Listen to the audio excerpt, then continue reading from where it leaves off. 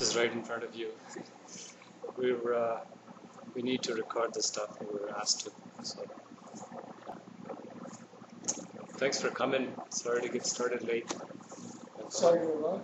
Yeah. It's okay. So, I'm Sheshadri. This is Melissa. A lot of you, this is your first time, right? Yeah. Did you come to the last part? No, that's why we went to a couple of the talks that Geshe, Michael, and Christie gave. And then there was classes with Rob and we never got down to that. And I thought, well, I'd try to make it. Try it again. And did you go to the last talks that were? We missed that last. We'll be going over some of the information. So I went online and listened as best I could to what they've done at the paperwork. It's different every place they go. It's so different. It's really And nice. they usually unveil in Tucson. So the New York is a follow-up. So what they did last weekend.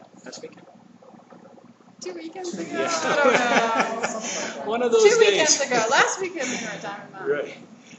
What they did there was they hadn't. I don't believe they've done that in New York. Yeah. So I think they might do that when they go to New York after term's over. We wouldn't even want to attempt to predict that because I Yeah, no idea. don't know. I don't know. So My name's Annette. Annette. I'm here. And Eric. Eric. And did you come together? Yeah. cool. Thanks for coming. This is Kevin. Kevin. And, oh, Katie. Kevin. Annette. I'm here. So what we're doing in these classes, there's 5 of them total. The first one we did last Wednesday was a kind of an overview over trying to scrunch in a lot of what was said in the last 2 years in one night, in 1 hour. It was very much of a glossing over the concepts that have been presented until now. So now tonight and the next 4 nights, we'll be going over what they said a couple weekends ago. This class and the next class will be on what spiritual partners can do for each other. And then the last 2 classes is what can spiritual partners do for like the greater good, for the bigger picture. Together. And together, and also doing that together. So that's what we're going to do. So the structure of the classes is that we start with, the first day, right? We start with introductions, which we've already done through. And then what we do is we introduce the topic for the class. And as an introduction of the topic, one of the things that we do is put out a teaser question, something that we can contemplate on together. And we'll have a few minutes of quiet meditation based upon that topic. And then, we'll talk about what the lamas have taught in relation to that topic, and maybe relate some of our personal experiences on what they said, how to behave, or how to enhance your partnership, and so on. And then finally, we'll close with questions for the evening. And I know I said this last time, but it's okay with me and her if you at any point have a particular question in mind, right? Or if you're not clear, if I'm not clear, just stop or raise your hand and then say, I don't understand something. Just raise your hand, let me know that you have a question, and as soon as I'm done speaking a sentence or something, we can address that. And don't hesitate in asking questions. If you have that question in your mind, it's highly likely that other people in the room also have a similar question, right? So think about it as helping those people, okay? and don't hesitate to ask, please. So tonight's topic is they're working on a project that's kind of going simultaneously to the spiritual partners talks, and that's on a project on Je Tsongkapa, who was a prolific writer and teacher in Tibet. His dates are 1357 to 1419. And there are these beautiful pictorial, he kind of called them like, I think he said something about graffiti, but they're not graffiti, they're murals. They're like, there's a major figure in the center, and then there's a ton of little figures all around. And they're all like, one of them could be like an inch high or 2 inches high, and that is one particular aspect of his life that's being told in a picture. And then a single horsehair brush is actually putting in the information of what that's about.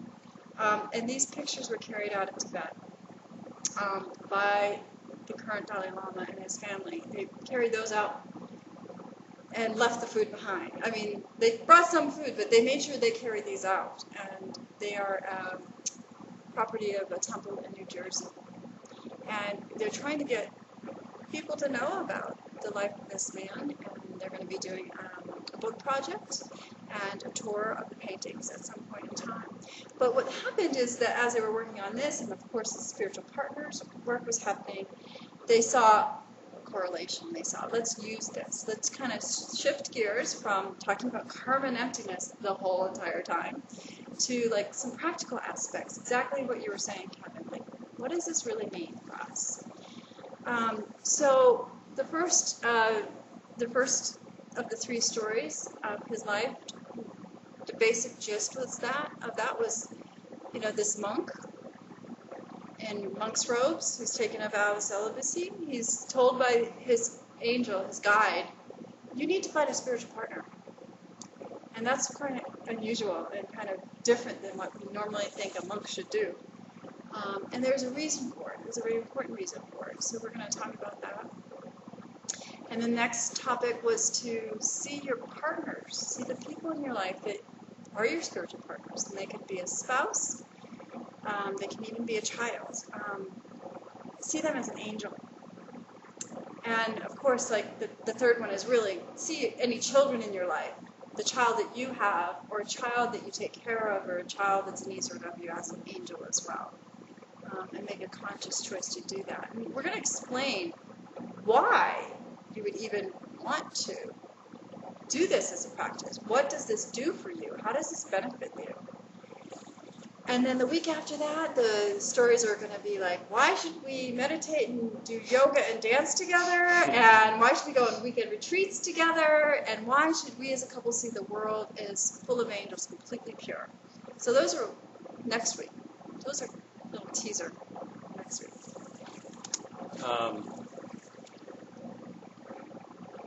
How many of you have heard the previous talks or at least had some introduction to how reality works?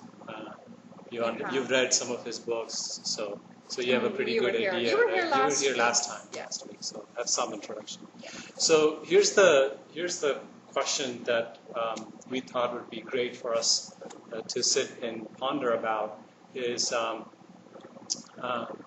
if you think back at your life, right?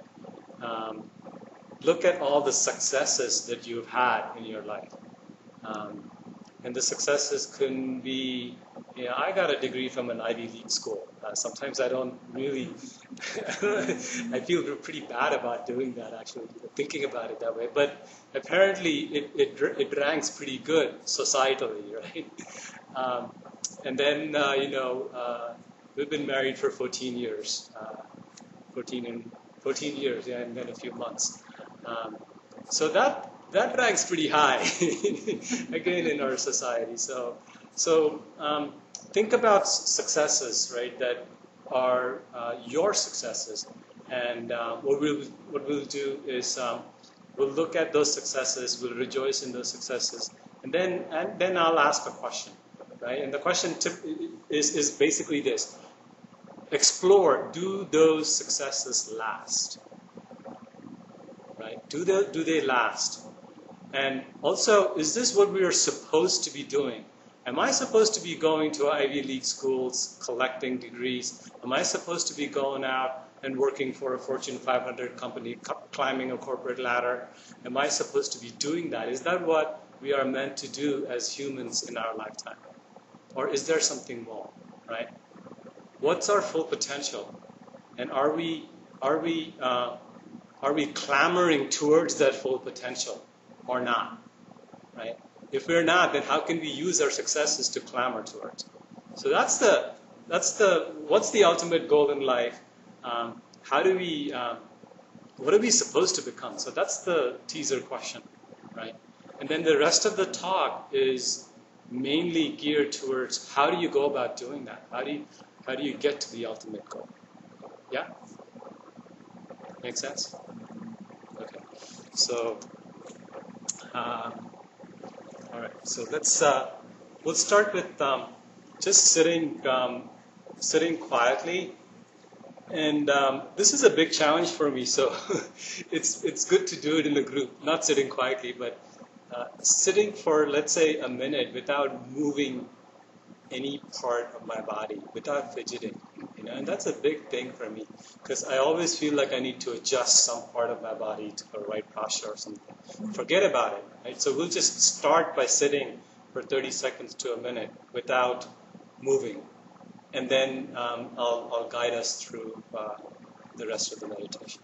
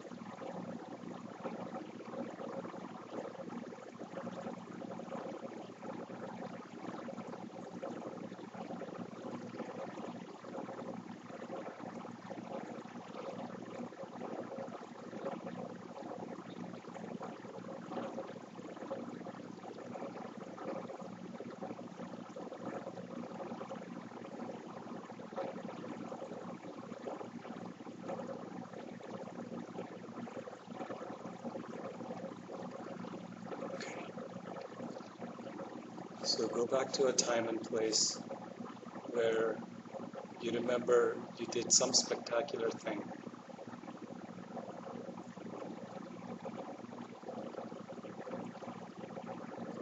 One of your incredible successes.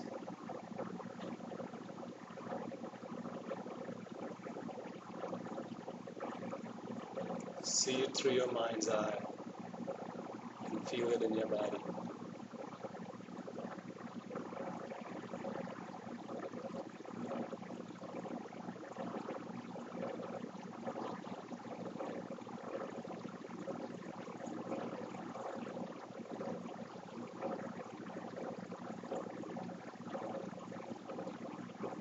It must have been a very happy, blissful moment, or moments.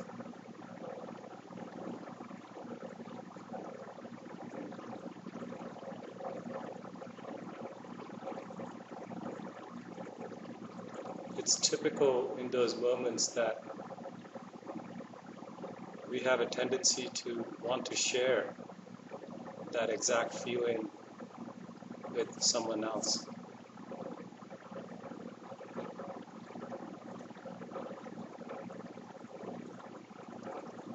It's some sort of a deep need within us to do that.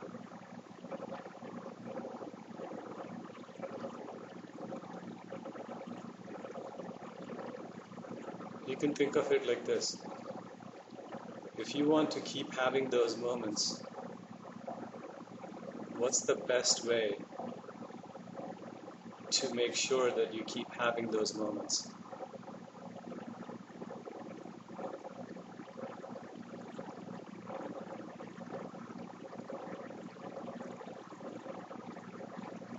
Our knowledge of how karma works and how reality works tells us that the best thing to do is to give it away.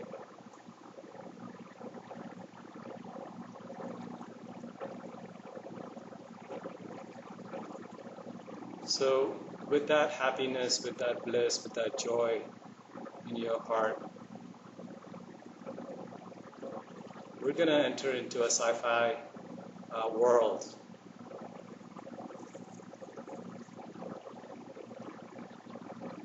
So you enter into this world and you see a funny looking machine, and you stand inside this machine, and it happens to be a replicator. And then there's a counter there, and you ratchet this counter up to 1,000,000.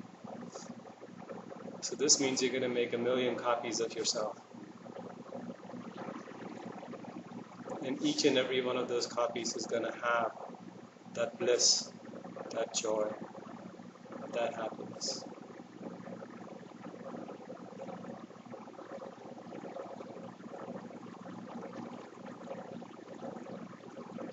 Now you send forth each copy to every being within this world, other planets. And your basic mission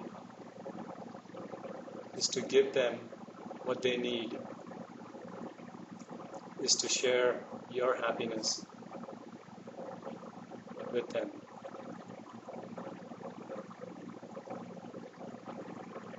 Because you know that's the only way you can keep that bliss.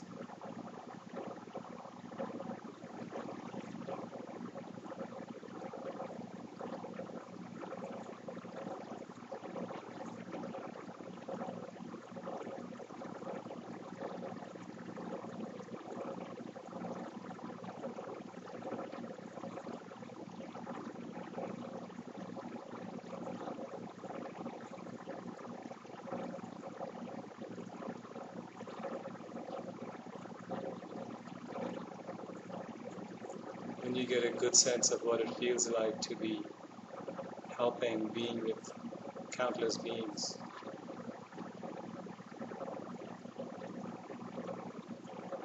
Either leave your copies there or gently come back. At least one of you should come back.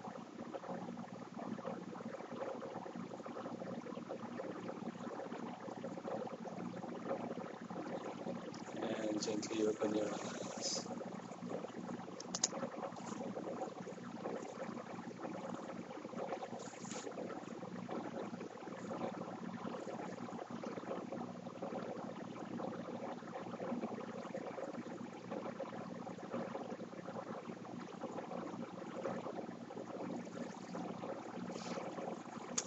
So our first story, again, was about Je Tsongkapa.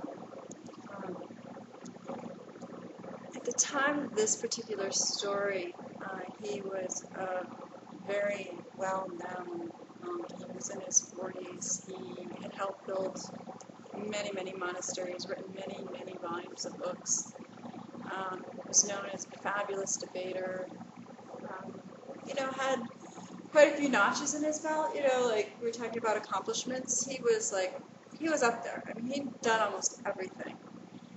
But yet there's this angel that he was able, in meditation or in sleep, the angel would come and speak to him directly.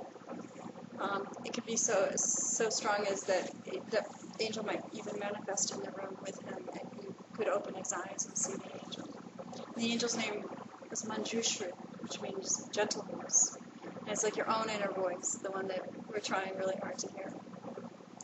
And Manjushri is like, well, yeah, Je Tsongkapa, you've done a lot of great things. I mean, you've built all these monasteries, you've written all these volumes, but what have you really done? He's like, well, what do you mean by that? Well, you haven't reached enlightenment yet. And so he's like, you're right, okay, so how do I do this? What's the quickest way for me to reach enlightenment? And She was like, I need to find a spiritual partner. And just about when you want to ask, well, where is she or he, or where is that partner? Of course the angel disappears, And they're like, oh, God. They give you that really hard question to deal with on your own. So he checked this out in a few sources, and he finally realized that this was a very important thing for him to do. And there are stories that normally none of this information would have ever come to our ears.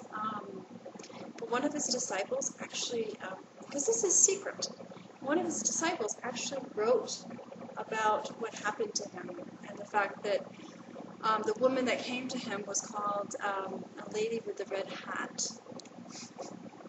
And she doesn't have a name other than that. We don't know what her real name is.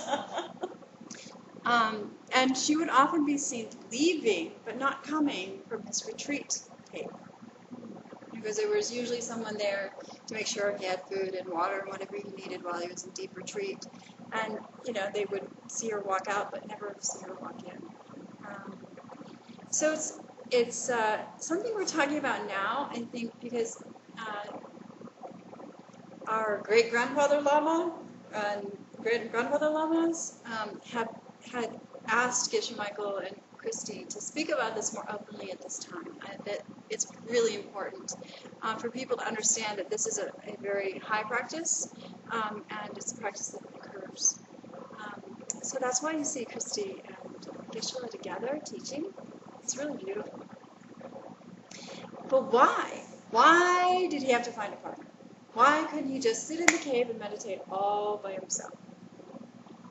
Isn't that the way you get to enlightenment? I mean, there's time to debate about this, well, yeah, but, this family life thing, and, but isn't that the way to get enlightened? And there is a very specific practice on using a spiritual partner. And the reason being is that as a female, I have more feminine energy in me than masculine energy. And as a man, he has more masculine energy than feminine. But the perfect balance is what we need. We need someone to balance ourselves out. There are concepts in not only Buddhism, but in Christianity, if you look at the mystical Christian traditions, where in order to reach that perfect anointed energy, that awakened energy, you actually need to balance those two halves of yourself. So you need a spiritual partner. And it doesn't matter if it's a man and a woman, or two men or two women, but one of them is going to have more masculine energy, and one of them is going to have more feminine energy. And the two working together is what helps you realize, I need the God in my life, and he needs the goddess in his life. And that both aspects are important. And the other thing a spiritual partnership helps you do is go deeper in your practice, because the days I don't feel like meditating, he's like, let's go get on the cushion. Isn't it time to meditate? Have you done your book today? Have you done your book today? Which is something that we do. We keep looking at, how's our practice going 6 times a day. So yeah, it's really great to have someone around to say, hey, let's go meditate, let's go practice yoga. Like, aren't you going to yoga today? Yeah. I am. Now that you say it that way, I guess I can't get out of it. But I left to my own devices, the yoga, the meditation, the book, all these things wouldn't be as well practiced as they are today. So it's a very, very good reason to have someone to help you in that way. So the second story... no, this is still the same. No. Yeah, second story. So it's true for me also. She's an excellent meditator, and my judgment is I'm not that good of a meditator, but it helps me sit. So it helps me get back on the cushion. So it works. You know that, right? with your past experiences. If, like she was saying, if I were to be by myself, then I'd only do the things that I like doing or which I think that I'm better at, right? Not something that I need to stretch myself at. It's just like doing some yoga poses and the teacher goes, oh, you know you can do this, but you know your body says or your mind says, no, I can't stretch that far, right? And then the teacher says, no, you stretch through that. And then you, lo and behold, you can do it.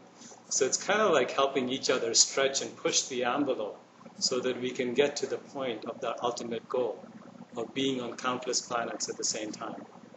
Yeah. I mean, think about it. Manjushri came to the highest Lama in Tibet, right? He was probably already enlightened at that time. And then he is told, no, you got to go find a spiritual partner because you got to get enlightened in one lifetime, like that. So it must be that it works. You see? Okay. So this next story was about Lama Christie talked about it, and it's about looking at the practice of looking at your partner as an angel. And so one of the questions, why do we want to do that, right? One of the questions that comes up is, or why should I look at my partner as an angel, right? And another way to look at it is, there is no way that I can be certain that she's not an angel. If I were to logic it out, right? If I believe in enlightened beings, right? If I believe that Jesus did walk on this planet, if I believe that there are people like Krishna and so on, right? And if they are enlightened, and if their only job description is to be completely compassionate, which means they love me, right? And if they do, right, then they don't want to see me suffering, right? And they don't want me to see me suffering. And if that's the case, then they will appear as whoever just to push me closer and closer to jumping over that cliff into becoming enlightened myself, right? So what's the best way to do that? The best way to do that is to come as your partner, right? Maybe the beautiful one, maybe the wrathful one, maybe the intelligent one, maybe the smart one, whatever it is, whatever form that I need at different times.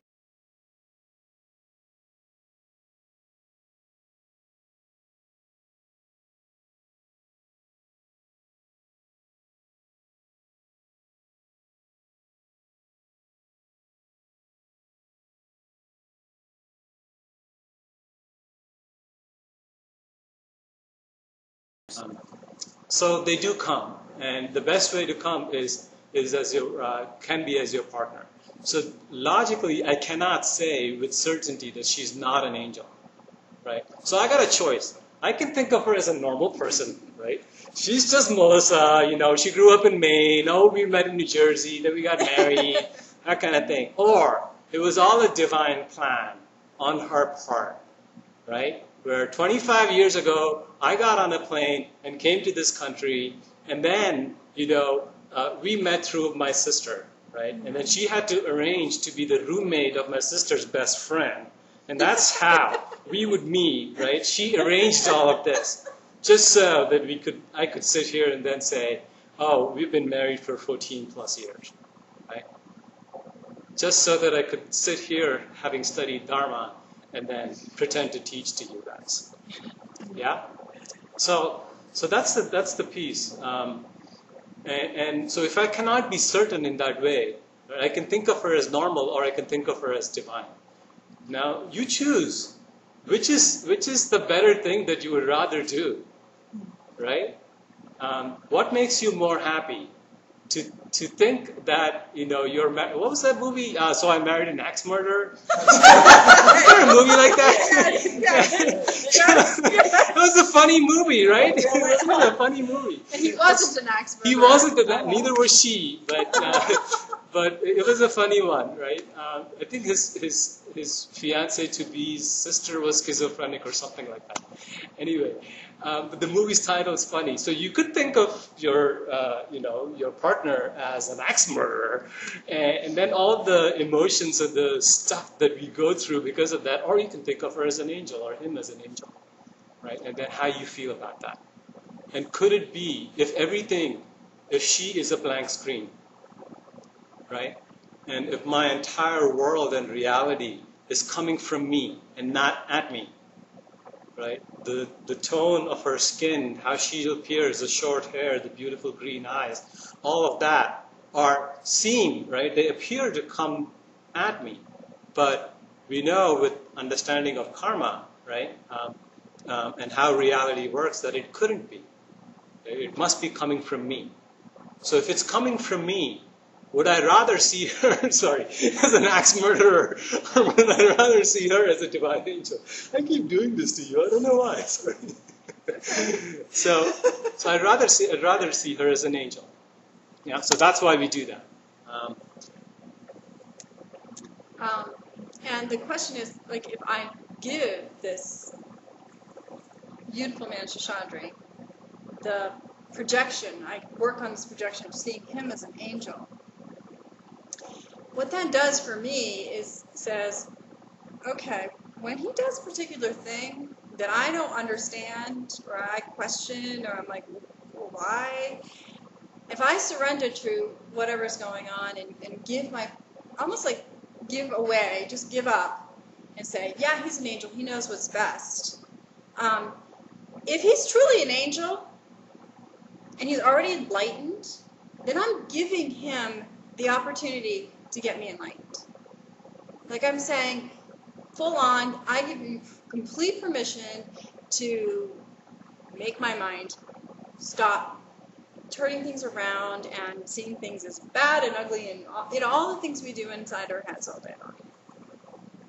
And the way it works is, again, the blank screen, the fact that he is neither the angel, the enlightened being, or this regular guy from India who just happened to come over 20 years ago and moved to New Jersey. And we lived like half an hour from each other when we were born, a world apart. So he's neither the normal person or the angel. But in Buddhism, you could say there's a possibility for him to be either or both. So again, you have to decide how you want to see this being. I think we can want to go on. Yeah. So Geshe and Christie gave really great examples. So I'm like, okay, I got to come up with a good example from our life, because I can't give their example. I mean, you would have heard it again. So this goes back 4 years ago, no, maybe 3 years ago, before we decided to move to Tucson, before we even knew we were moving to Tucson. We'd been studying some of the Dharma, some of the open courses, and we'd gone to New York City to see Geshe and Christie. So my mom had come for a visit from Maine, and we were taking her to see her very first ballet. She'd never seen a ballet in person. So we decided to take the train from the suburbs outside of Philadelphia down into the city. And we, out in the suburbs, it's a different world. We're now living here in Tucson, so I'm now more used to the city living. But when you live in the suburbs, it's a different world. You don't see any homeless people. You don't see anybody in need. It's just everybody's got the big car, the big house. Everybody's got everything they want. And here I'm with my family, our daughter Anamika, Sheshadri, and we've gotten off the train station. And we're trying to find our way to the ballet theater. And it's a bit of a walk, and we decided not to take a taxi. So this back of my mind, the East Coast mentality of hurry up and get there. You know that one? Like, oh, we better go. We better there's this, and I've slowed down since then, but thankfully. But there was that kind of like hurry up and get there thing going on, and I'm chatting away with my mom, and I'm just doing her thing, and then somebody's at the side of the street. I barely even register that there's someone there asking for help. But he sees the person and stops and says, well, what can I get for you? And the guy's like, a hot dog and a Coke. And we had kept walking because I hadn't even registered that there was a person in need. And your first tendency would be like, what what's he doing? We have to get to the ballet. You know, like there's this, if I was going to treat him as a normal person, it's like, why now? You know, why do we have to do this now? We have to get to the ballet. You know, like that little voice that wants to treat him as like a normal being and say, you know, what the heck are you doing? And why do we have to stop it? And I didn't. I didn't say any of those things. I barely thought any of those things. And I quickly caught myself and said, you know, I have no idea what's going on here. So he went inside and beautifully prepared a hot dog, I got a Coke, and we don't eat either one, but we made sure he got what he wanted. We came out, you handed him the food, and he was so thankful. And I have no idea who that homeless man was either. It's like he could have been a plant. But what happened that's important here is the fact that I took the opportunity to see him as an angel and the homeless man as an angel. And it planted some really powerful seeds. I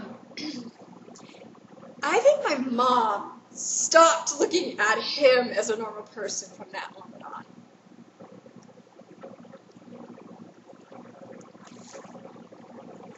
And I can't say anything more. If I might, that's really beautiful.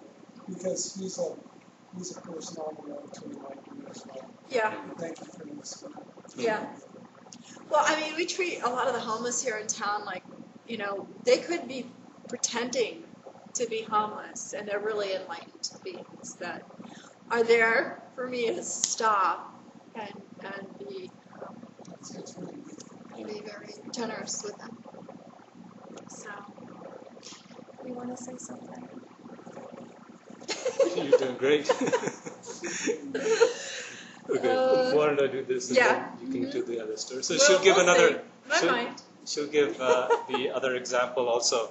But one of the things that we'd like you to do over this week is not like homework. You know, homework is just so boring. So we're gonna play. So we'll do home plays, not homework. Okay. So think about when something happens with your partner, right? Where you appear to be taking the. And if they don't have a partner. Oh, and if you don't have a partner, what should you do? If there's not someone at home. Yeah, that's right. Right, you know, living with you currently. Use someone that you spend a lot of time with, a friend or a coworker, especially someone that tends to show that fierceness and the love and the compassion, and you can't ever tell what they're going to do next, you know, but they seem like a non-normal person to you. So use that person. Whoever you're with a good portion of the time, right? And look for instances where you appear to be taking the wrong direction, right?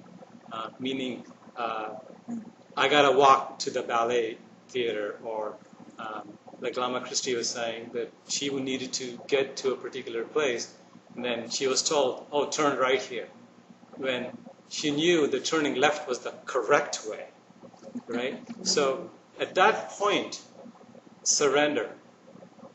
Surrender to this person as the angel talking to you, saying, no, don't do the ordinary, do the extraordinary, and do the opposite, right?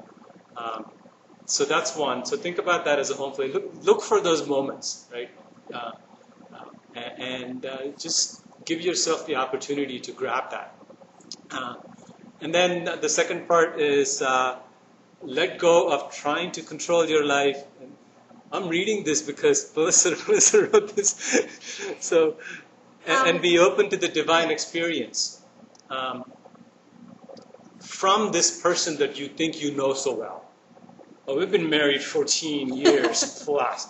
I know what she's going to do in the morning. Yeah. You know, I think I know, but just give in to the possibility that, you know, something divine is going to happen. Just give in to that possibility. Let go of my normal thing of I want to be in control, right? So those are the two things. They're probably not so dissimilar, right? And then the question is why? Why even bother doing this home play? Why?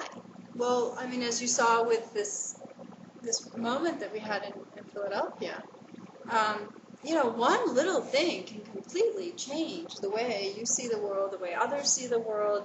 It can set in motion a whole vast array of events that wouldn't have happened otherwise. So play and see if this one little act, it may take a couple of years to realize how that one little act has changed your life or the people around you, but it will, and be open to that. And I think we're going to skip that. Okay. All right. So I have this thing, right? We go to Diamond Mountain University, and there's some friends of ours that, we started doing this men's night out thing.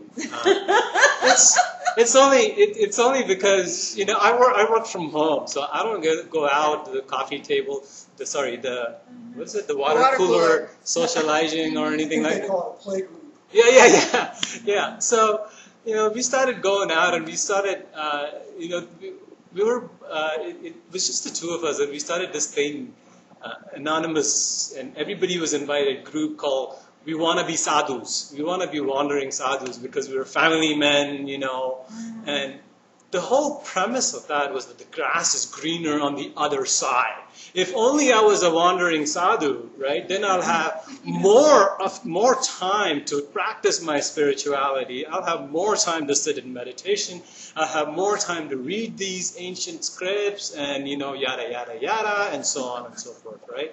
And of course, it's coming from, misperceiving my world, right? So one of the things that tends to happen with us, and one of the things in general, is to see children as obstacles. I've been taking this course with this wonderful Lama Marut. He also studies with Geshe Michael and Lama Christie, and he's been teaching the Bhagavad Gita. And he was yesterday explaining about how there's apparently, I don't know for sure, but this is his word.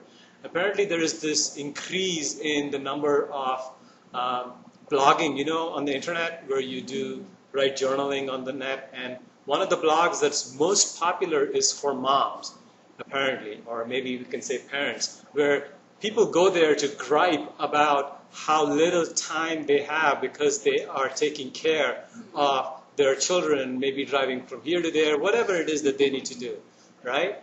That parents need to do. And the perception there, just like my perception, that my having a family life is an obstacle to my spirituality, right? The perception there is that the children are the obstacle to them practicing the spiritual path, right? And that's a wrong kind of perception, just as my perception is that it's greener on the other side of the monk thing, And then Lama Marut was saying yesterday how he has, it's all a matter of prioritizing, like how he has little time to prepare for the classes and so on and so forth. I'm like, wait a minute, you're a monk. But that's the thing, you see, it doesn't matter. Like one of our teachers, Jason, he would say, you can go hide in a cave, right? Robert Bly used to say, you carry your entire bag of the things that you want to hide, repress, and deny, what Carl Jung called the shadow. He would say, you carry your shadow in a huge bag that's attached to you. I can go into a cave, right, and stay there for how many years? My shadow bag is still going to be there until I turn it around and look it right in my face. It's like that, you see. I could have become a wandering sadhu and still have no time to sit and meditate, you see. So the problem is not that I'm a family man. The problem is not that there are children who appear to be the obstacles, right? So I can, just like the partner as the angel, I have a choice. I can see the children as an obstacle to my path, or I can see them as the path, you see? So the teaching about this is just as your partner, you see your children as the angel. They have full potential, since they are coming from you. They have the full potential to be the angel. They have the full potential to be that horrible teenager, right? What is it that you want to create? Again. And then the question is, which one of those two is real? Is our 8-year-old, I do know when she was born, is our 8-year-old daughter an angel really, or is our 8-year-old daughter a normal child? Which is real? And Buddhism says, and the laws of karma say, neither of them are real. Okay, neither of them are real in the sense that they're not real coming at me. Right? It's what I make of it. Right? What comes from me. So I have a choice now. Either to see her as a, what did you call her? A tween, right? Right? She's a tween, and she is, and she dresses up, and she sings, and she's quite flamboyant, and she's beautiful, right? So we could see her as a tween, or we could see her as this divine angel doing her dance, right? Which would I rather do? It personally makes me happy to see her as the divine angel doing her dance and song, So, and I'd rather be happy. And I forget sometimes. Because the grass is really green on the monk's side. No, that's not true. But you get the idea, right? So the point is, see your child as your teacher. Now, is it possible that an enlightened being can come through as your child? Absolutely. So why wouldn't you? And it can come through somebody else. I mean, even if you don't have a child personally, or given birth to a child, our child is adopted. And, from the moment we were waiting for her, I kept conceiving of her, even though she wasn't in us, in me, I kept conceiving and asking for a spiritual child. I wanted, I didn't mind the challenge a spiritual child is in a quote-unquote normal family life. And I kept asking for her, because we were pretty sure when we adopted from India we were going to get a girl, that she would be mystical, different. And I was ready and willing to accept that. All the challenges that go with it. So Geshe Michael and Christie are like saying, you have to make that choice. And it's really easy to make that choice when they're an infant. And it's like you can really see the blank screen there. There's really little that they're showing you of the world. They're showing you just, waking up and they're looking at you and they're eating and they're going to sleep and they're pooping. That's it.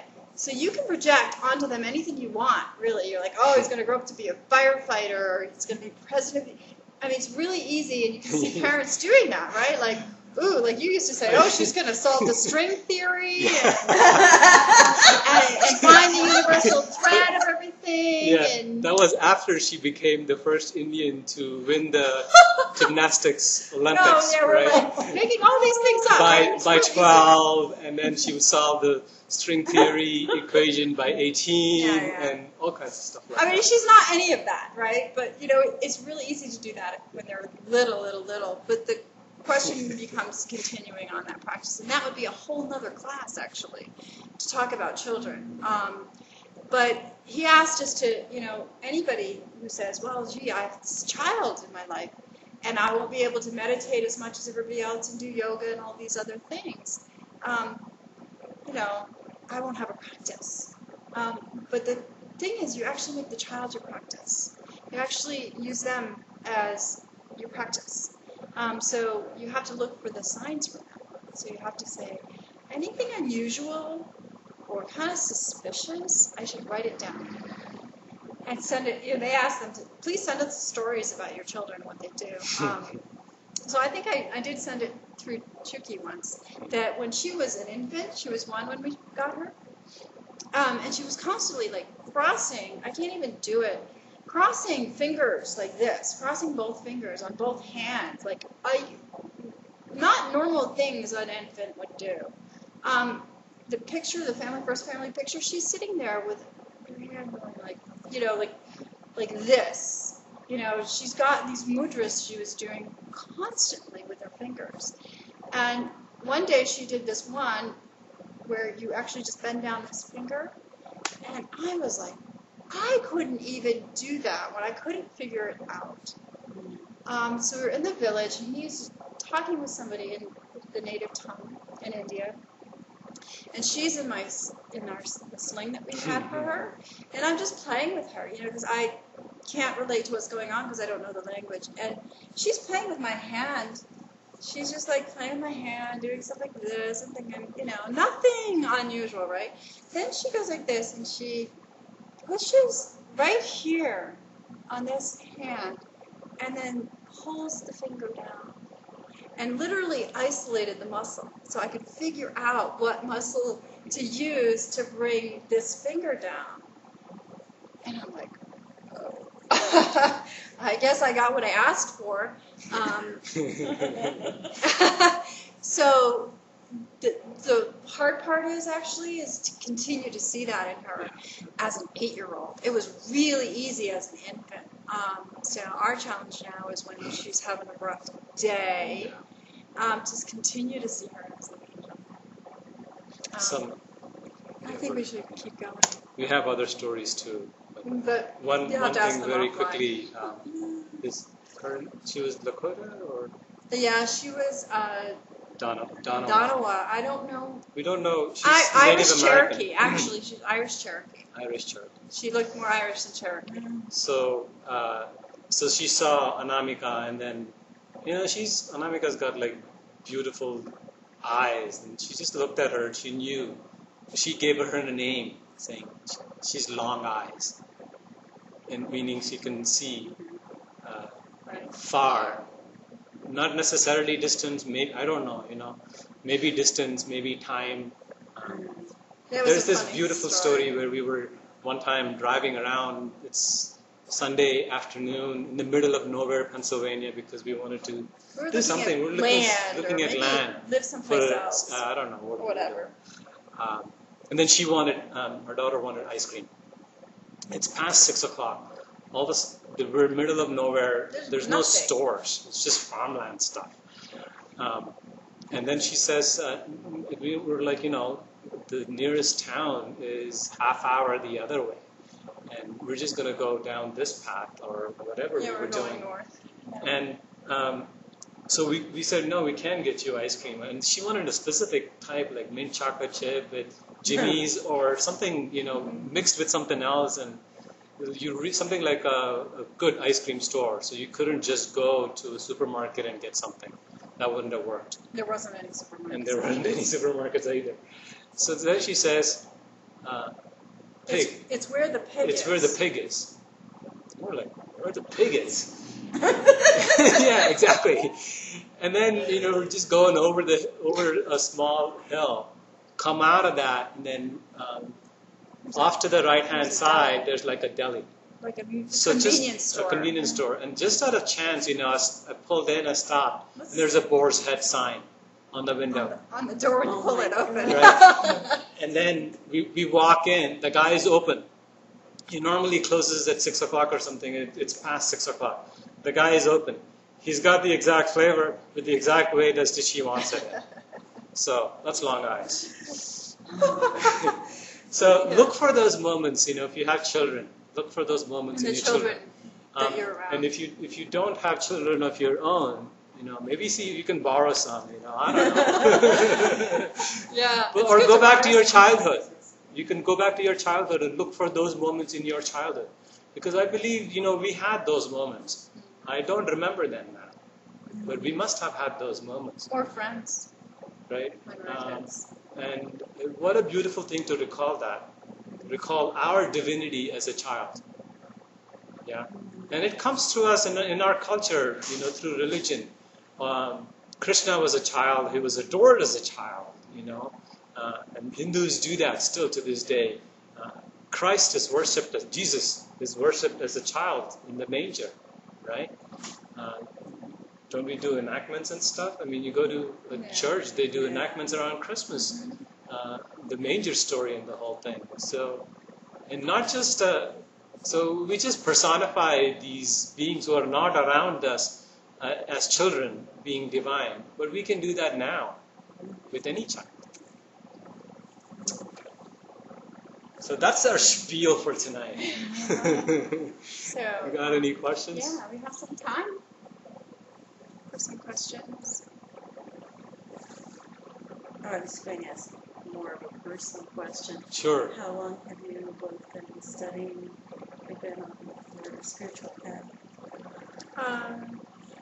It's funny you asked the spiritual path because I can remember being 10 years old sitting in a Catholic church saying, well, why is the priest saying that only Catholics are going to go to heaven?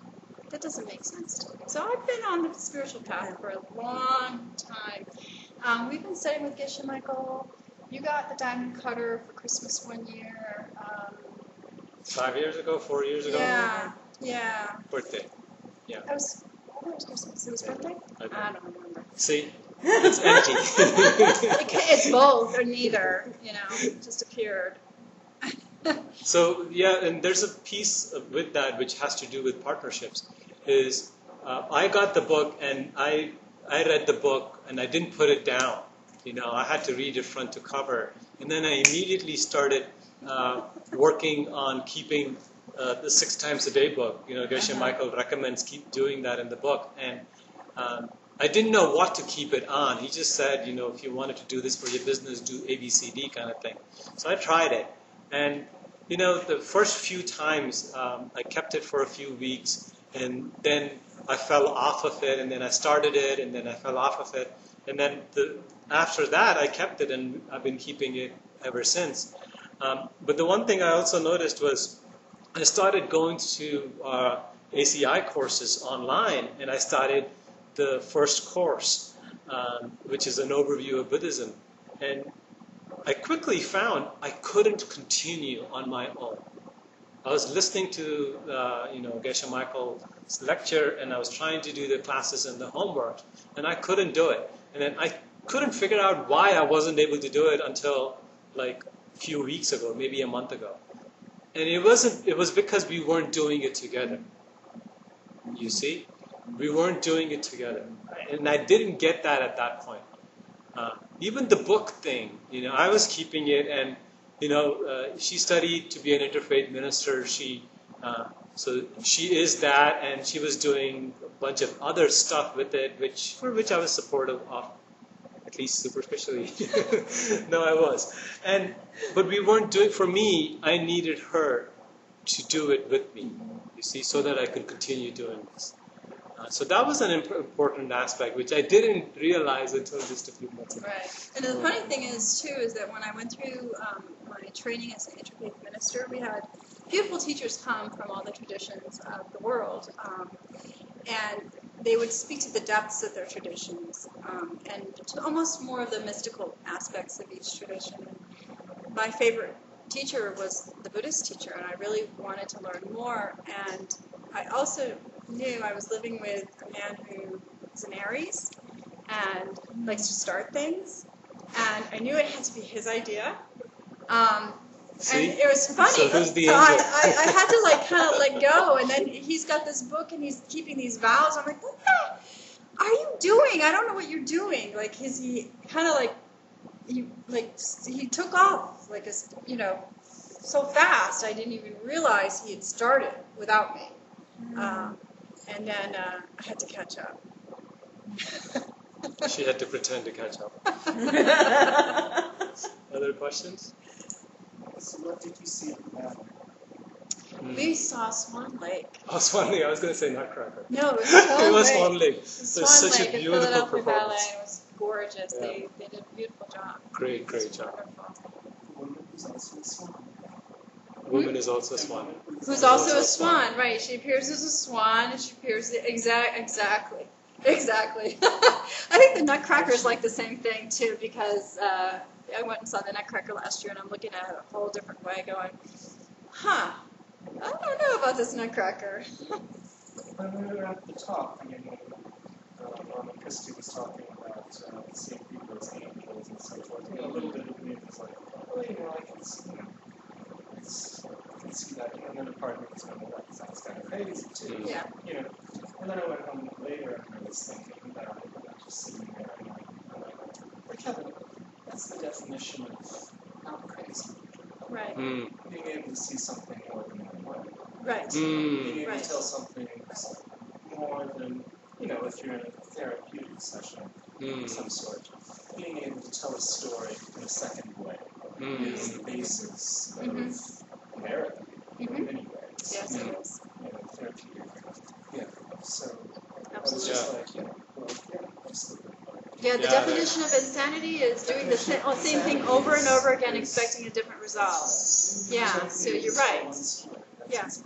Yeah. Yeah.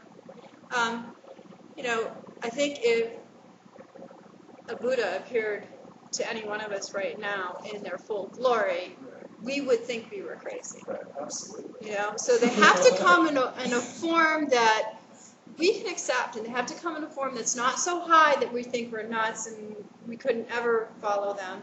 And they have to come in a form that like a dog is a little hard to see as a spiritual teacher, although ours is. She's trained me well enough. She has. And we're learning that ours is. Yeah, you're learning. My cat is one of my greatest spiritual partners. Yeah, absolutely. Yeah. So, but it's actually much harder to see an animal that way. And if you're already seeing animals as spiritual partners, then the rest of it is not so hard to do. Just having to get rid of the everyday mind way of, what the heck are you doing now? Thing. Well, why are you going that way? It occurs to me that all the talks we've been to, Lama Christie always reinforces about seeing your spiritual partner as an angel, placing them on a pedestal, and really revering them, treating them as an angel. And then after the story you were telling about the two of you in New York, and you stopping for the homeless gentleman, it really occurs to me that perhaps the reinforcement in seeing the person closest to you as being an angel affords the opportunity for you to see everyone else. Absolutely. Yeah, it's the one person that I spend my most of my time with, right? And it's the one person who knows where all my buttons are, right? And then it's the one person who I can rely on and trust to press those buttons, right? Why? So that I can then remove those buttons, look at it, and throw it away. Like Lama Christie says, thank you for giving me the opportunity to exercise my anger today. Like exercise my restraint, my patience, actually, right? Yes. Thanks for being here. Choose something else. But yeah, the funny thing is those buttons that he's talking about, like, I have no idea what he's talking about. I'm not pressing any buttons. Those are his self-existent buttons. Exactly. That I'm projecting. Yeah. Anyways, it gets really tricky. Yeah. The couple of different ways you can look at things, different levels. But that's true. So what she means is that those buttons don't exist on me for her to push, right? I create her, right? And also my interpretation, my perception of how she is behaving appears to me as, oh, she's just like you now, reaching out and right there, what kind of she's really thing. doing is reaching into your shadow ball. And putting it right in front, saying, "Are you gonna look at me now?" And the worst part is you're doing that. I'm doing that to myself, but I don't want to accept that. Right. You see, So when I'm blame is afflicted, a great equalizer. exactly. So it's easier for me to do that than to do this. Right. It takes more muscle to do this. I work in a workplace where I'm one of the only English speakers. Everyone else speaks Spanish. And so several times a day I have to remind myself, Kevin, they're probably not talking about you. Things like, you know what I'm saying? Right. I just found like their whole world, their whole day. Like it's not all, just like they have more important things to talk about. Why am I here in this restaurant where nobody speaks English?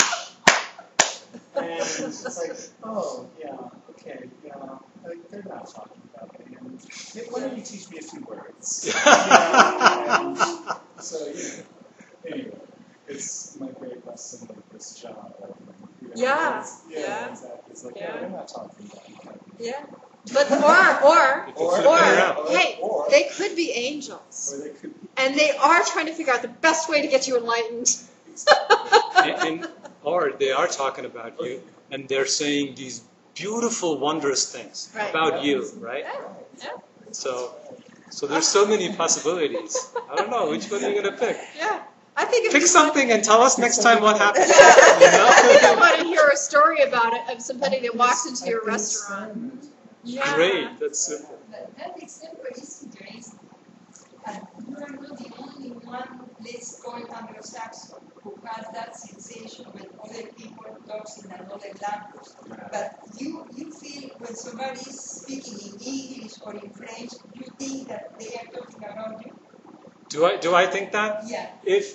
If I'm if I don't understand the language, and at all, and if they're not speaking in a language that I understand, and if there's no one else that I can speak with, then I would think that, yeah. Really? Yeah. I might think that too. I don't. Oh, But I hear yeah. more than one person having the The same same problem. experience. Yeah. I don't think that much. I don't think that way anymore. I mean, I remember thinking that way more so when we were first married and traveling in India. Yeah. But I mean, as I spent time in another culture in another Yeah. country with other languages, I'm like, that's ridiculous. You know Like, what that is? That's just Yeah. another one of these. Yeah. yeah. So I gave that one up really fast. Probably Really because you have the fast. opportunity to be around people who speak other languages. Correct. Most people here, they speak only English. English, correct. But see, that's what's interesting about it for me, because I toured as a performer for a decade. I was always around people who were speaking other Other languages. Yes. Oh, Nice. interesting. French, German, Dutch, Asia. And you don't speak those And I languages. don't speak those languages. So it's very interesting, and it has partly to do with the workplace, for me. I don't know. Because I've been the only English-speaking person in the group many times in many different situations. So it's very interesting to me that I'm having this response now, when I haven't had it before other times. Yes. Yeah. So- it's quite interesting to me. So you know what Buddhism will say about that, right? It's simply that your karma has shifted, right? Your perceiving others speaking different languages didn't used to bother you before, right? And now It's comforting. now it's not that it bothers you, but you notice your mind saying, "Are they talking about you?" Right? So that's simply showing that your karma about that has shifted, right? And then you have to understand what the karmic correlation is, so that you can go back and not do the thing that causes that. If it bothers you, or you can use it, and I think it's really more powerful to turn it around. It's interesting. Yeah. Yeah.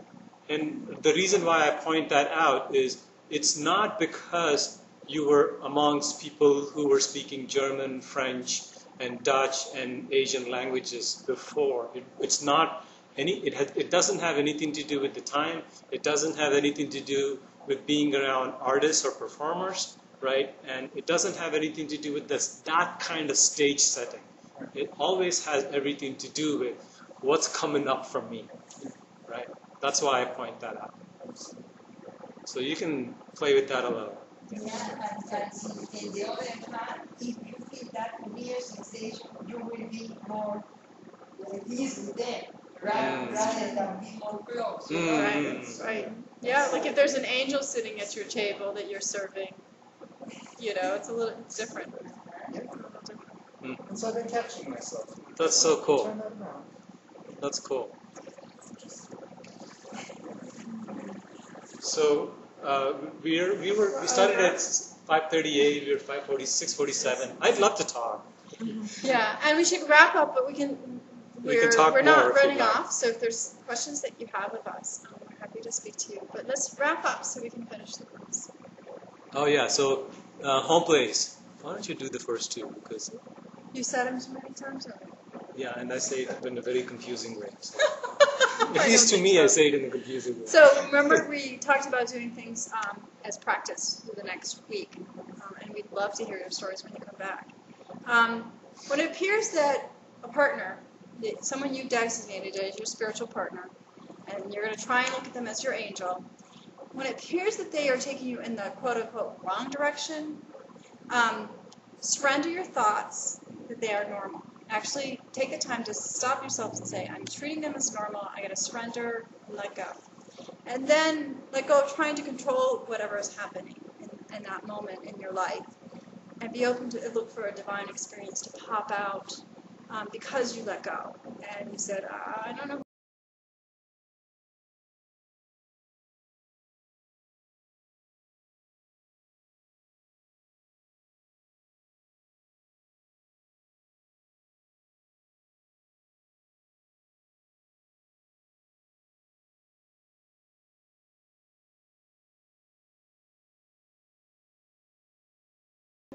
Watch for them to do something suspicious. Why was that child dressed as an angel walking? I mean, Halloween's coming up, but you know, they could be dressed as an angel for another reason. I don't know.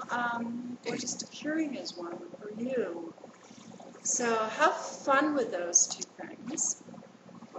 And next time we'll talk about what are some fun things that partners can do together To grow. The partnership, and with each other, and also for other people also. Of course, it all ties back to blank screen, karma, and emptiness, and that whole piece. So we need to dedicate all this one. Yeah, you guys have been wonderful. Yeah, so you're all angels, right? Yeah. You all came here, you're plants, you're all already enlightened, and you're just here to get me enlightened. You guys met 25 years ago, so I could be here. Yeah. Right, yeah. I know. It's like a total plant. It's amazing how, or at least it seems like the people who need to be here are out there. I don't know. Anyway. Maybe I'll try that in a different way next time. But one of the very important things that we do at the end of the class is that we've been speaking some things that not many people in Tucson are talking about, right? Like, how many people do you know you can walk into a restaurant and have a conversation with about, look at your partner as an angel. So we're really privileged to be here, to be in this room, and we want to give that away, right? Remember we talked about if you want something, you got to give it away. So we want to give it away to as many people as possible. So you can take a moment to close your eyes and imagine you have this beautiful gift of this beautiful talk, and you can even imagine it as looking like something. It could look like a flower. It could look like a precious jewel. It could look even like a little toy for a child. And imagine that you've got a sack full of them, whatever it is, or a bunch of flowers, and you're wandering all over Tucson and giving it away. And if you want to remember your million copies that are still out there, make sure each one of them has the jewel or the rose or the toy to give to the child, and give this teaching away to as many people as you can possibly imagine throughout the whole entire world. And if you can go beyond this one to other planets, then do so.